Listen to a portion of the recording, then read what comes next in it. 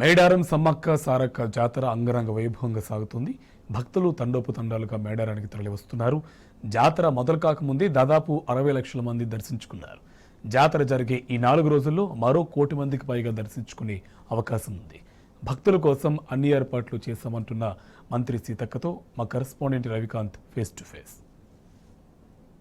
జాతర అంగరంగ వైభవంగా జరుగుతుంది. మనతో పాటు మంత్రి సీతక్క ఉన్నారు. స్థానిక ఎమ్మెల్యేగా కూడా ఉన్న నేపథ్యం, ఆదివాసీ బిడ్డ కూడా. అమ్మ, ఎట్లా ఉన్నాయి మేడం? ఎట్లాంటి ఏర్పాట్లు చేశారు? ఎట్లా జరుగుతుంది జాతర?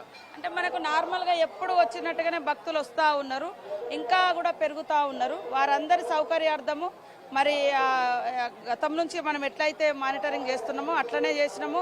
అదేవిధంగా క్యూ లైన్స్ కానీ, రోడ్స్ కానీ, లైటింగ్స్ కానీ, డ్రింకింగ్ వాటర్, శానిటేషను ఇవంతా పెరుగుతున్న రద్దీకి అనుగుణంగా మేము పెంచుకుంటూ వచ్చినాం. ఎందుకంటే మనకున్న టైం కూడా తక్కువ, 2 నెలల టైం ఉండడంతో గతంలో వరదలు వచ్చి ఈ ప్రాంగణాలన్నీ కూడా డ్యామేజ్ అయినటువంటి పరిస్థితి. వాటిని సర్దుకోవడానికి కూడా మాకు టైం సరిపోయింది. పర్మనెంట్ స్ట్రక్చర్ సంపూర్ణంగా మన కొన్ని కళలు ఉన్నప్పటికీ కూడా అవి సంపూర్ణంగా చేసుకోలేనటువంటి పరిస్థితి అయితే ఏర్పడ్డది. సరే, ఏది ఏమైనా ఇప్పుడు భక్తులకు సౌకర్యార్థము వాళ్ళు వచ్చిన దానికి దైవ దర్శనం కల్పించడము, వాళ్ళు ఇబ్బందులు పడకుండా ఏర్పాటు చేసి మళ్ళీ పంపించడం అనేటువంటిది మెయిన్గా పెట్టుకున్నాం. మనకు నేషనల్ హైవే కూడా కొంత కలిసి వచ్చింది, వెహికల్స్ ఎక్కువ రావడానికి కూడా. అదేవిధంగా ఇంకా కన్నెపల్లి, కాలువపల్లి నుంచి కూడా ఒక దారి, మట్టి దారి అయినప్పుడు కూడా కొత్తగా దారులు చేయడం జరిగింది. అదేవిధంగా క్యూ లైన్స్ కూడా పెంచడం, బస్టాండ్ ఏరియా నుంచి కూడా ఇక్కడ దాకా రావడానికి. ఇవన్నీ కూడా ఎప్పటికప్పుడు అధికారులతోటి మరి సమీక్షించుకొని ఒక టీం లాగా పనిచేయడం జరిగింది. ఎప్పుడు లేని విధంగా ముందస్తుగానే లక్షలాది మంది భక్తులు వచ్చారు మేడం. ఎంతమందిని ఎక్స్పెక్ట్ చేస్తున్నారు మేడం జాతర అయిపోయే వరకు పూర్తిగా? అంటే వాస్తవంగా నిన్నటి వరకు ఈ 60 లక్షల మంది వచ్చిరని పోలీస్ అధికారుల అంచనా. ఇప్పుడు వచ్చేటోళ్ళు సాంప్రదాయబద్ధంగా వచ్చేటోళ్ళు అందరు ఇప్పుడు వస్తారు. మన తాత ముత్తాతలు వస్తారు కదా. నిన్న మొన్న వచ్చిన వాళ్ళు ఏంటంటే వాళ్ళ వీళ్ళను పట్టుకొని, లేదా వాళ్ళ తాతలు ముత్తాతలు వచ్చారు. ఇప్పుడు మా అమ్మ కూడా వచ్చింది, మా నాన్న కూడా వచ్చారు, పెద్ద మనుషులు రాత్రి వచ్చారు. వాళ్ళు తరతరాలు వచ్చేది. వాళ్ళు మంగళవారం నైట్ రావాలి, బుధవారం నాడు స్నానం చేయాలి, బేస్తవారం చేయాలి, శుక్రవారం మొక్కులు ఇవ్వాలి, మళ్ళీ సాయంత్రం మళ్ళీ వెళ్ళిపోవాలి. అట్లా ఉంటుంది అన్నట్టు. జనరల్గా కొత్తగా చూసే జనరేషన్ కూడా వస్తుంది. రోజు రోజుకు ప్రచారం అవుతుంటే అరే అక్కడ ఎట్లుంటుందో చూద్దామని. కాబట్టి 1 కోటి మంది రావచ్చేమో అని అంచనా వేస్తున్నాయి. అంటే ఈ 60 నిన్న మొన్నటి దాకా వచ్చిన వాళ్ళు కాకుండానే రాత్రి వెహికల్స్ ఎస్పీ గారు చెప్పిన లెక్క ప్రకారం గంటకు 1000-1500 నుంచి అట్లా వెహికల్స్, ప్రైవేట్ వెహికల్స్, బస్సెస్ కాకుండా వాళ్ళ అంచనా అది చెప్పడం జరిగింది. ఇంకా రాత్రి పెరుగుతారు, రేపు కూడా పెరుగుతారు. మేజర్గా శుక్రవారం నాడు వరకు అందరు దేవతలు ఉంటారు కాబట్టి శుక్రవారం రద్దీ కూడా పెరుగుతుంది. అవన్నీ కంట్రోల్ చేసుకోవడం కోసం ఐజీ తరుణ్ జోషి ఉన్నారు, తర్వాత 4-5 జిల్లాల ఎస్పీలు ఉన్నారు, దాదాపు 12,000 మంది పోలీస్ అధికారులు ఉన్నారు.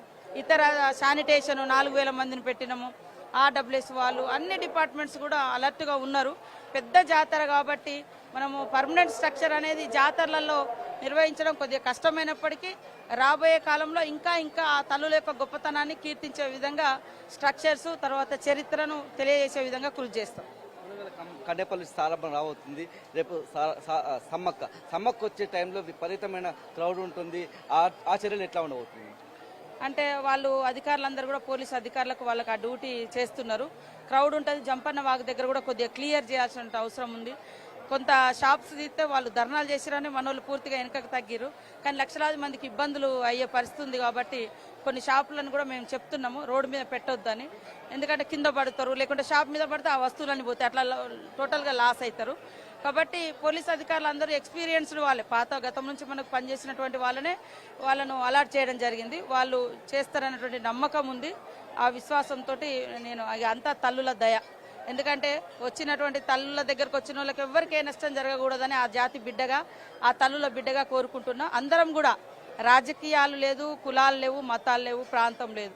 ప్రకృతి దేవతలు, మన ప్రాంత దేవతలు, మన ఇంటి పండుగ, మన రాష్ట్ర పండుగ. మనమందరం కూడా ఆ తల్లుల యొక్క వైభవాన్ని ప్రపంచానికి చాటే విధంగా కృషి చేద్దామని మీ ద్వారా అందరికి తెలియజేస్తాం. అమ్మవార్లు వచ్చే సమయంలో క్యూ లైన్లకు కావచ్చు, భక్తులకు ఎట్లాంటి సూచనలు చేస్తారు మేడం? ఎవరికి వాళ్ళు స్వీయ క్రమశిక్షణ పాటించండి. ఎక్కడ పడితే అక్కడ నిలబడకండి, ఎక్కడ పడితే అక్కడ వాహనాలు కూడా ఆపొద్దు. క్యూ లైన్లో కూడా నిలబడి ఒకరికొకరు ఆటంకం కలిగించుకోకుండా సాఫీగా వస్తే ఈజీగా వెళ్ళిపోతారు. వస్తూ చిన్నపిల్లలు ఉంటే వాటర్ బాటిల్ కూడా తీసుకొచ్చుకోండి. ఎందుకంటే కొంచెం ఎండల తీవ్రత పెరుగుతూ ఉంది కాబట్టి క్యూ లైన్లలో కూడా వాటర్ డ్రమ్ములు కూడా పెట్టడం జరిగింది. అయినా కూడా కొద్దిగా పిల్లల్ని కూడా ఎంబడి పెట్టుకోండి. దూరం పెడితే వాళ్ళు చాలా మంది తప్పిపోతున్నారు, మర్చిపోకండి. ప్లాస్టిక్ తీసుకురాకండి. మీ ప్రాణాలతో పాటు ఇతరుల ప్రాణాలకు కూడా హాని కలిగిస్తుంది. జాగ్రత్తగా స్వయం నియంత్రణ, స్వయం క్రమశిక్షణతో రండి. డ్రైవింగ్ సీట్లో ఉన్నటువంటి డ్రైవర్ మాత్రం డ్రింక్ చేయకుండా జాగ్రత్తలు పాటించాలని కోరుతున్నాను. అన్ని చిన్న కుటుంబాలు అయిపోతున్నాయి. ఈ జాతరకు మాత్రం అందరూ ఇంటిల్లిపాదే కాదు, ఫ్యామిలీ అంతా అంటే చుట్టాలందరూ కలిసి వస్తుంటారు. ఈ జాతరకు ఆ ప్రత్యేకత మనం ఏం చెప్తారు మేడం? తల్లులు జనం కోసం తప్పించిన వాళ్ళు సమ్మక్క సార్లమ్మ. కాబట్టి అందరినీ కలిపి జాతర అంటేనే అందరము చెట్ల కింద, పుట్టల కింద, గుట్టల కింద కలిసిమెలిసి వంటలు చేసుకొని ఆడి పాడే ఆట ఇది, మొక్కులు చెల్లించుకునేది.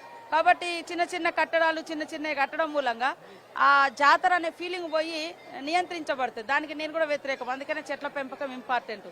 చెట్ల కొంత పెంచడం గతంలో ఇంకా విస్తృతంగా పెంచాల్సిన అవసరం ఉంది. ఒక చెట్టు ఉంటే 100 కుటుంబాలు ఉంటాయి. ఈ మూలకొకరు, ఆ మూలకొకరు, ఆ మూల ఒక మేకను కోసుకుంటే 10-20 కుటుంబాల వాళ్ళు తింటాం, కలిసి సంపక్తి భోజనం ఉంటుంది. జాతర అంటేనే అట్లా. కాబట్టి ఆ గొప్పతనాన్ని మనం కంటిన్యూ చేయాలి. కొన్ని అసౌకర్యం ఉన్నాయనో, కొద్దిగా ఆధునికమైనటువంటి సౌకర్యాలు లేవనేది కాదు. ఈ చరిత్రగానే జరపాలి. వాళ్ళకి కావాల్సింది మంచినీళ్ళు, దైవ దర్శనము, ట్రాఫిక్ ప్రాబ్లం ఉండొద్దు, అదేవిధంగా శానిటేషన్ ప్రాబ్లం ఉండొద్దు, టాయిలెట్స్ ప్రాబ్లం ఉండొద్దు. ఇవే నేను కోరుకునేది. మిగతా అంతా ప్రకృతి ఆరాధంగా జరగాలనేది నేను ఆ జాతి బిడ్డగా కోరుకునే నా కోరిక ఇది. మొత్తంగా ప్రేమతో కూడిన జాతర, తరతమ భేదం లేని జాతర కాబట్టి అందరూ ఫ్యామిలీలతో సహా వచ్చి సంతోషంగా గడిపి వెళ్ళాలి, వనదేవతలను దర్శించుకొని వెళ్ళాలని మంత్రి సీతక్క గారు చెప్తున్నారు. కెమెరా పర్సన్ సంజీవ్తో రవికాంత్.